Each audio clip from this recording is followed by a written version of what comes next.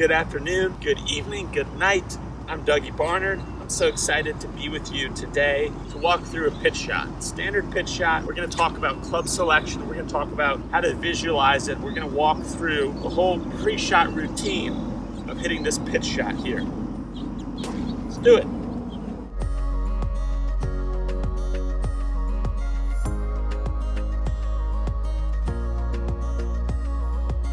So you've missed the green, but you have a pretty much straight up pitch shot.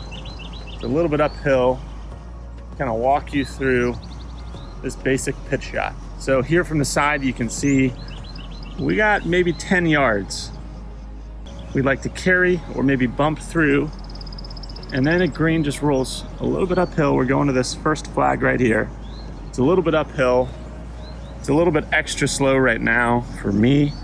We have some morning dew on the grass, but it's uphill. And here we go.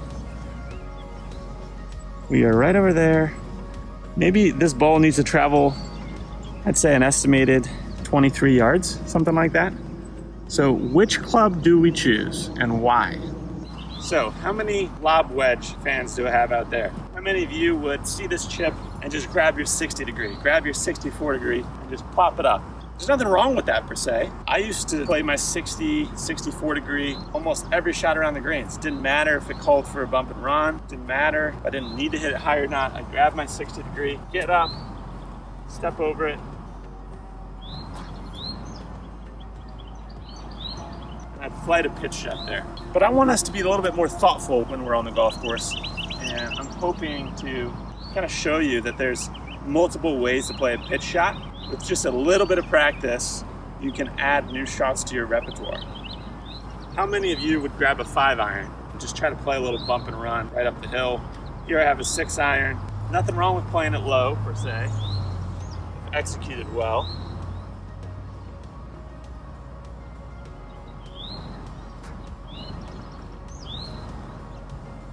Just run it right up there onto the green. How many of you with this basic pitch shot grab a sand wedge? Maybe you don't want to loft it up real high with a 60 or 64, but you're not comfortable kind of playing down to a 5-iron. Maybe you just want to plop it up there a little bit.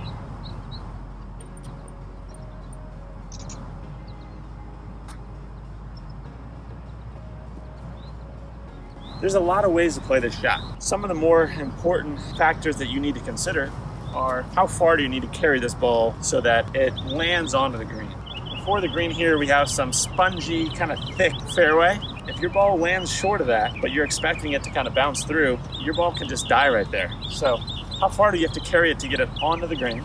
Now let's give ourselves a margin for error of 2 yards on each side. Don't pick a spot that's 2 inches onto the green and say, that's where I'm gonna land and carry this ball, and so I'm gonna choose a club based on that. Let's try to give ourselves room to not strike it well or not judge our distances. So give ourselves a margin for error of 2 yards, and then assuming that we carry that ball to that distance, at what club can we choose that has the lowest degree of loft that will not run far past the hole? Does that make sense?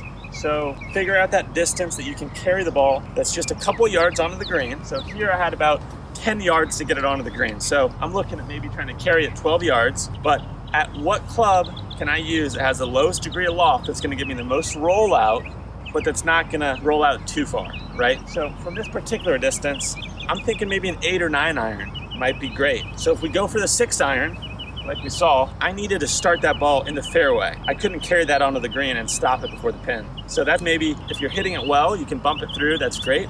But what I'm trying to do is simplify the chipping process. We're trying to produce the most consistent results in the easiest manner possible here. Without teaching you a fancy bump and run or a fancy flop shot, I might make separate videos on those advanced shots, but for a standard pitch shot, you want to take as many factors out of play as possible. Carry it onto the green, let it roll out in the best manner possible without rolling out too far. So if I grab like a sand wedge here, like I just hit, I needed to carry that pretty far onto the green in order to stop it close to the pin. If I landed a sand wedge 2 yards onto this green, it's not gonna roll up the hill. It's gonna be short. Pitching wedge is close, but that 8 or 9 iron, I think, is that range where I can get away with not hitting a great chip and have a pretty good result. So let's hit a couple 8 or 9 irons.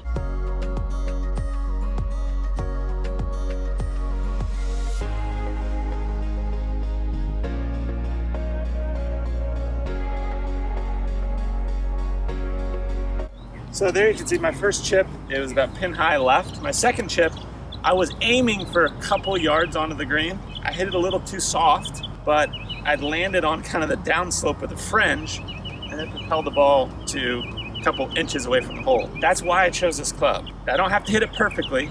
It's not a fancy chip shot, it's very simple, and it'll yield the easiest results. We want to make golf as stress-free as possible. You grab a 64 degree over this shot, and you could easily catch it fat. You could easily blade it over the green, but you grab the right club where you're just barely pitching it onto the green with a club that has lower loft, so it's gonna roll out, and you don't need to take a big swing. We're making this as simple as possible.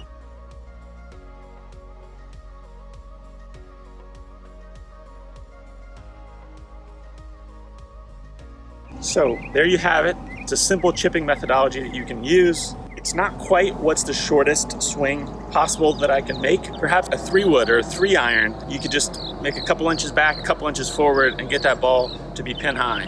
But that also brings into play all these other factors of how the grass is going to react off the green if you're bouncing it through grass. So we're eliminating all of that. Instead, we're saying, what is the shortest swing that I can make carrying this ball onto the green? That's it. That's the methodology right there. So depending on the pin position, depending on whether it's an uphill or a downhill chip, how much green you have to work with, maybe it's in that 8 to 9 iron range, like it just was for me right there. And by taking that approach, you're gonna see more consistent results, because I can get away with mishits. If I'm aiming a couple yards onto the green and I have a club that's gonna roll out, if I hit it a little thin, I don't catch it quite right, it still has a long way to travel and it can roll out there. And because it's a shorter swing that you're making, you're gonna have more consistent results. You don't need to bring anything fancy into play in terms of rotation, in terms of anything with the wrist. You're taking like a putter swing, literally just turning your shoulders just a little bit with that 8 or 9 iron, a putter swing, and the ball is advancing far enough to get pin high. Hope you can try that out the next time you're at the course. I wanna make chipping simplified for you. I want you to score the best you've ever scored. I'm Dougie Barnard again. Thank you so much for watching. See you next time.